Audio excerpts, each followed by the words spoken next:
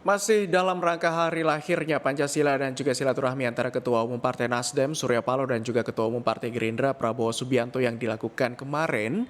Lantas seperti apa sih tanggapan dari pakar komunikasi politik? Untuk membahasnya sudah bergabung bersama kami melalui sambungan telepon. Ada Mas Gun Gun Herianto, pakar komunikasi politik. Selamat pagi Mas Gun Gun, apa kabar? Selamat pagi Mas Abdi dan MG Listeners. Selamat pagi, salam sehat Mas Gun Gun, semangat sekali pagi ini ya. Semangat Mas. Mantap, semangat.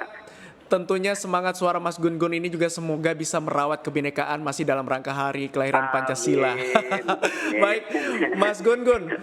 Iya, ya. Dalam pertemuan kemarin nih, ada pertemuan dari Ketua Umum Partai Nasdem, kemudian Iya, bertemu dengan Pak Ketua Umum Partai Gerindra, iya, Pak Prabowo juga di hari iya, kelahiran Pancasila. Apa iya. maknanya? Apakah ini salah satu wujud dalam merawat kebinekaan? Iya, saya pikir perjumpaan tokoh-tokoh penting di Republik ini, ya, tokoh-tokoh yang memengaruhi konstelasi politik nasional itu sangat-sangat penting dan berarti gitu ya bagi halayak luas. Kenapa? Karena di satu titik bisa berkompetisi, tetapi di sisi lain itu bisa bersilaturahmi. Artinya kerja-kerja kolaboratif di atas kepentingan-kepentingan partai politik itu menjadi makna yang menurut saya jauh lebih penting dibanding sekedar membincang rivalitas 5 tahunan. Betul bahwa tidak menutup kemungkinan ada perbincangan-perbincangan menyangkut kontestasi elektoral, tetapi dalam perspektif yang lebih luas, namanya konsolidasi demokrasi itu kan selalu butuh dua elemen penting ya. Pertama itu adalah stabilitas politik, kemudian yang kedua adalah persistensi demokrasi. Jadi stabilitas itu penting, tetapi juga daya tahan demokrasi itu menjadi hal penting lagi. Bahwa betul ada dalam demokrasi itu ada kompetisi, ya, tetapi kemudian juga harus melibatkan partisipasi.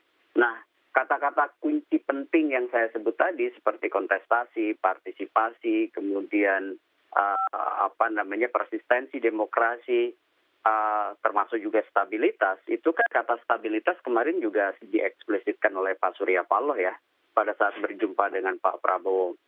Jadi bagi saya sih ini bisa kita maknai dua hal ya. Pertama tentu narrow perspektif gitu ya, perspektif sempit ya, ini soal bagaimana tentu perjumpaan-perjumpaan itu dimaknai sebagai komunikasi politik elit, ya tidak menutup kemungkinan memang ini musim penjajakan ya, penjajakan kongsi, koalisi begitu ya, menyangkut siapa yang kemudian bisa diusung di 2024 ini tentu juga pasti tidak akan bisa dihindari. Kenapa? Karena tanpa komunikasi politik rasa-rasanya baik Partai Nasdem maupun Partai Gerindra kan tidak mungkin melaju mengusung capres-cawapres ya, karena Sebentar, satu-satunya Mas Gun partai. Gun, sebelum lebih lanjut, saya mau menanggapi terkait tadi penjajakan. Apakah ini terlalu cepat atau justru sudah terlambat? Karena pemilu kan masih lama, pemilu serentak 2024, tapi memang tahapan pemilu perdana sudah akan dimulai pada bulan ini.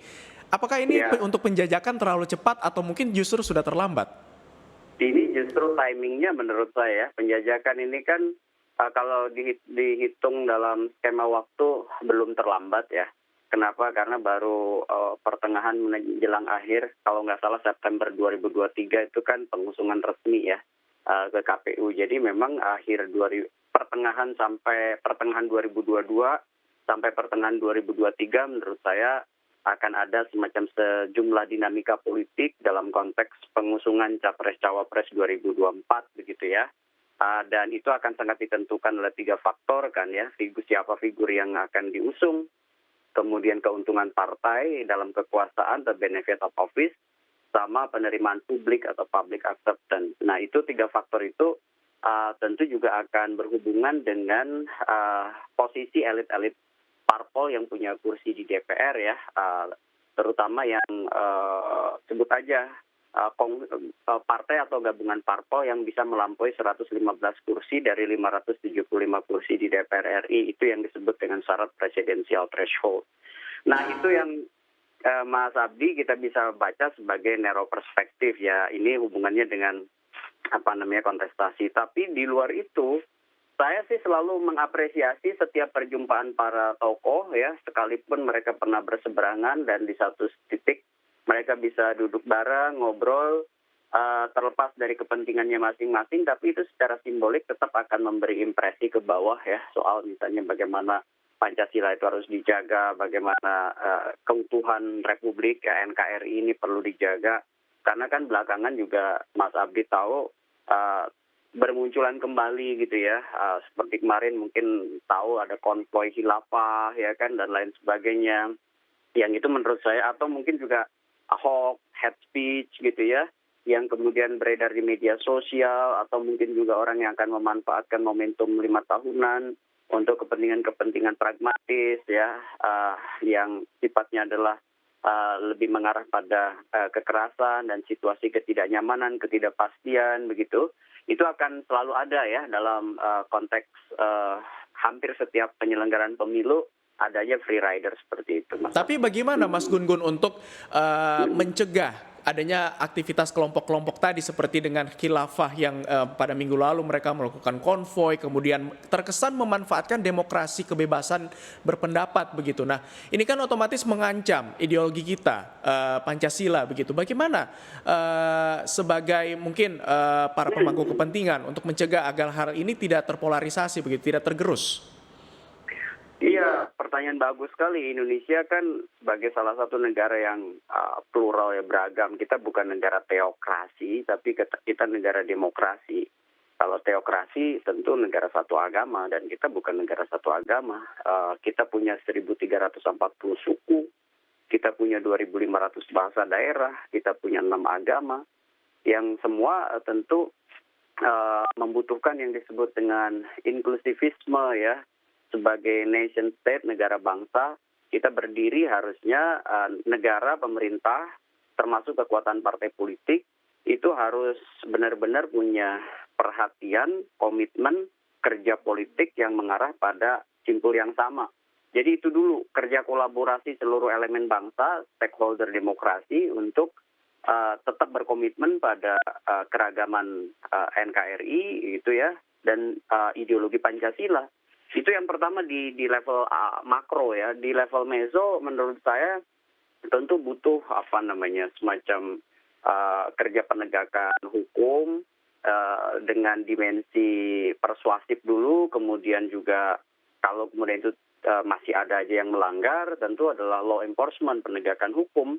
Seperti kalau kita lihat misalnya kemarin ya, peristiwa demonstratif menurut saya, dan itu rupanya sejak tahun 2018 kan ya, campaign dan bahkan mungkin propaganda khilafah gitu oleh Khilafatul Muslimin, seingat saya, itu kan sudah diakui oleh mereka ya.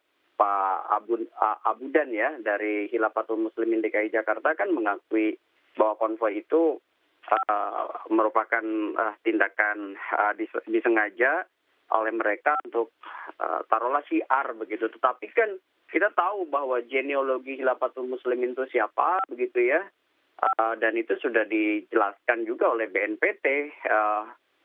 Kalau kita lihat genealoginya kan Khilafatul Muslimin kan mungkin Mas Abdi tahu didirikan oleh Pak Abdul Qadir Hasan Baraja ya, dan itu sudah beberapa kali, seingat saya 2 atau 3 kali yaitu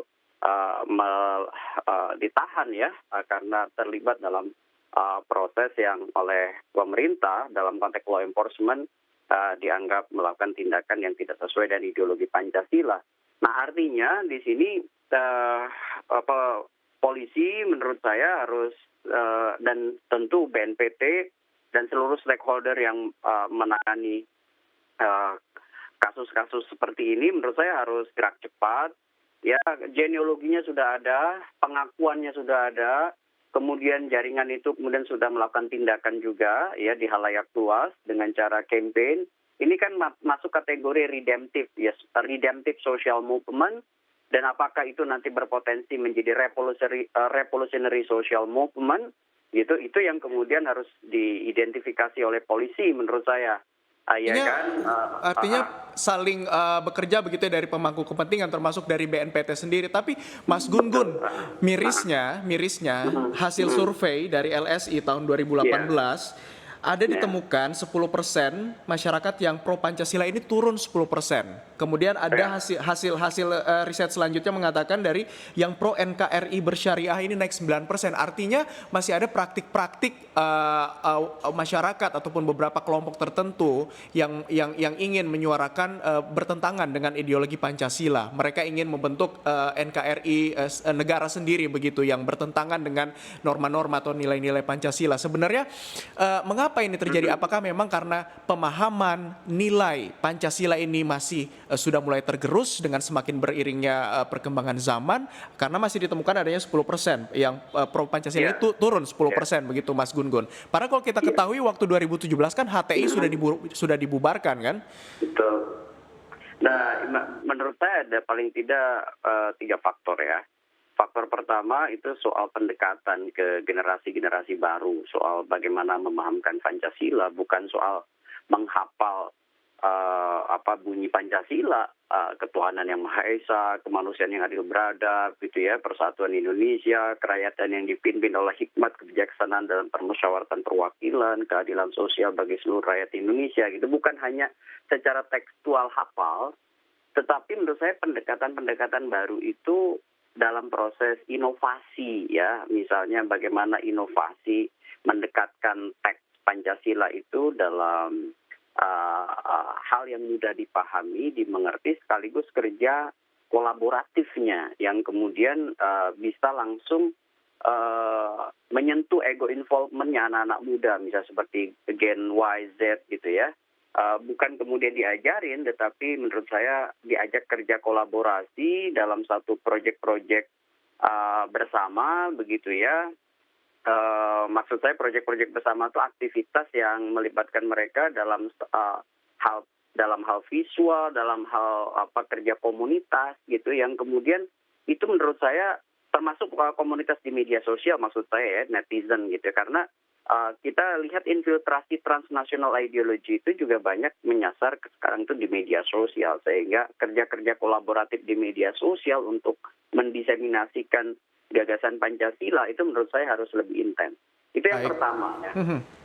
Kemudian yang kedua, ini Mas Abdi, menurut saya selain pendekatan itu ada kerja konkret ya. Soal tadi kan pendekatan komunikasi ya. Yang kedua itu kerja konkret yang merepresentasikan Pancasila hadir di masyarakat gitu ya. Contoh misalnya soal keadilan gitu ya, bagaimana keadilan itu bisa dirasakan, bagaimana misalnya kemanusiaan yang adil dan beradab itu bisa benar-benar terrepresentasi dalam nilai-nilai keseharian masyarakat, dan itu dimulai dari siapa?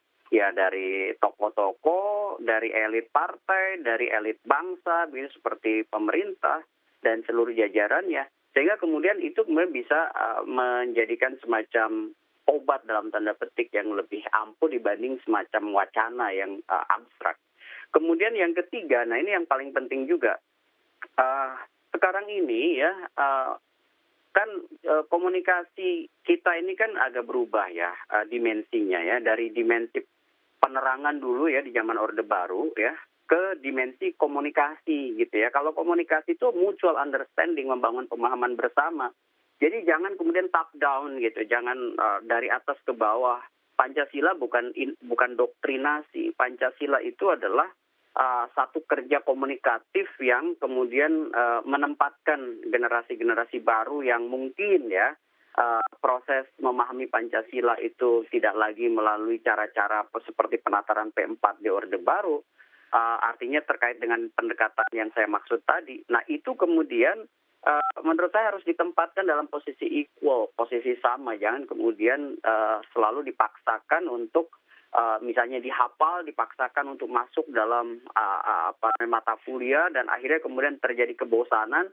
Yang jelas menurut saya wajar kalau kemudian ada pertarungan wacana di media sosial. Nah, termasuk misalnya ideologi Pancasila berhadapan juga dengan ideologi transnasional yang tidak selalu relevan dengan keinginan kita untuk merawat kebinekaan, keinginan kita untuk merawat Pancasila itu sendiri. Begitu Mas Abdi. Mhm. Baik, jadi ketiga inilah yang menjadi tolak ukur ya, ada pendekatan Benar. komunikasi, kemudian kerja konkret, Heeh. Heeh. representatif gitu dan juga Iya, mutual iya, understanding. Tapi lagi-lagi iya. nih Mas Gugun, Ah, ini ada lagi nih fakta miris banget. Kalau tadi kan ah, kita berbicara ah. mengenai bagaimana penerapan nilai-nilai Pancasila, Iya, tapi bagaimana iya, mau diterapkan Mas Gugun? Ini ada hasil iya, riset, iya. ada kurang lebih ada 50% ya Mhm. responden ini yang tidak hafal Pancasila.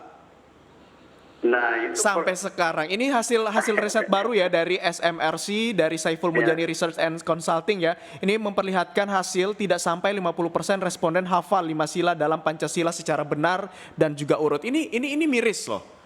Mhm, mhm. Ya, Has ya ini ini. di hal yang elementer ya, komponensial elementer ya.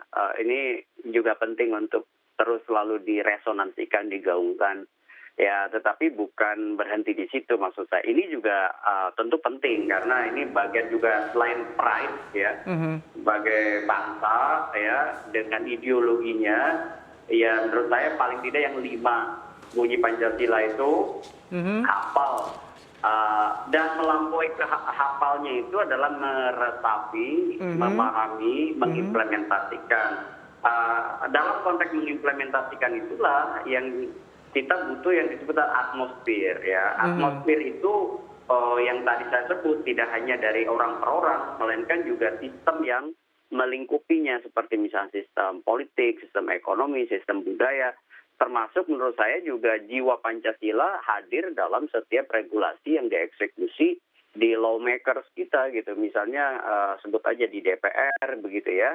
Termasuk juga di lembaga-lembaga penegakan hukum karena kita menganut trias politika ya, miscondanat de Montesquieu begitu, eksekutif, legislatif, yudikatif itu juga pembagian kekuasaan itu menurut saya harus menghadirkan jiwa Pancasila dalam arti sesungguhnya, bukan hanya retoris. Nah, di situ sulitnya. Sehingga kemudian problem serius kita sekarang sebenarnya adalah dari contoh hidup ya. Jadi teks Pancasila dalam uh, personalisasi seseorang yang kemudian impresif menjadi contoh generasi-generasi baru. Contoh misalnya dulu ada Hatta gitu ya yang kemudian menunjukkan jiwa Pancasila itu hadir pada Menurut Mas dirinya Gun-gun dengan belum ada lah ya, ya, belum ada sosok itu? ya sebenarnya ada tetapi mungkin resonansi diperbanyak gitu sehingga misalnya jiwa kesederhanaan, juhud ya atau asketis itu kemudian bisa jadi contoh anak-anak muda yang sekarang sudah mulai tergerus dengan hedonisme misalnya, atau misalnya kita bisa lihat bagaimana misalnya menampilkan laku politik ya dalam situasi politik yang high cost ini, kemudian harus diperbanyak munculnya tokoh-tokoh yang kemudian masuk ke arena politik itu dengan kezuhudan. Nah ini yang kemudian menjadi kurang ya, role model. Padahal tindakan itu melebihi 1000 kata-kata kan, betul Iya, nggak? iya. Ya. Nah itu kayak dulu misalnya Tahrir, Mhm, Soekarno, mhm, Hatta, mhm, begitu itu mhm. adalah contoh bagaimana misalnya giroh atau semangat ideologi itu hadir gitu dalam kehidupan mereka. Baik, ya kita harapkan Mhm. semoga ada sosok-sosok ini yang nantinya akan maju dalam kontestasi politik di pemilu 2024 mendatang ya Mas Gugun, dan juga ini menjadi PR juga buat Betul. kita bahwa Ya. nilai-nilai Pancasila tidak hanya dihafalkan saja namun juga direnungi, dijiwai dan juga diaplikasikan dalam Dan kehidupan sehari-hari. terakhir Mhm. mungkin sebagai diskusi penutup kita akan menghadapi pemilu 2024. Menurut saya ada 4 hal yang penting sebagai penutup. Kita bicara electoral outcome nomor 1, tetapi tidak mungkin itu terwujud tanpa ada electoral management, electoral law, electoral process. Nah, kehadiran tokoh-tokoh dalam electoral proses itu menjadi sangat penting, seperti misalnya kehadiran bagaimana komunikasi politik antar rival ya di satu titik berkompetisi, di sisi lain kemudian bertemu, bisa ngobrol, bisa kemudian tetap mengingatkan soal stabilitas politik, soal keragaman, soal pluralisme begitu. Nah itu menjadi penting gitu karena politik kita nggak mungkin semata-mata instrumentalistik bicara soal siapa yang menang, tapi juga substantif bagaimana merawat kebinekaan itu sehingga Indonesia bisa melampaui bukan hanya satu pemilu, tapi jauh melampaui itu gitu ya. Baik, ya kita harapkan dengan adanya program-program dari para calon yang akan maju di tahun 2024 ini bisa kemudian membangun Indonesia menuju ke masa keemasan lagi ya Mas Gun-Gun. Terima kasih Betul. pakar Sama-sama. komunikasi. Oke. Baik, terima kasih pakar komunikasi politik Mas Gun-Gun Herianto sudah bergabung bersama kami. Salam sehat selalu Mas Gun-Gun. Salam sehat Mas Ardi. Salam sehat Mas Gun-Gun, terima kasih. Nah MG Listeners, itu tadi perbincangan kami terkait dengan bagaimana merawat kebinekaan, kemudian masih dalam rangka memperingati hari kelahiran Pancasila yang jatuh pada tanggal 1 Juni 2022 kemarin.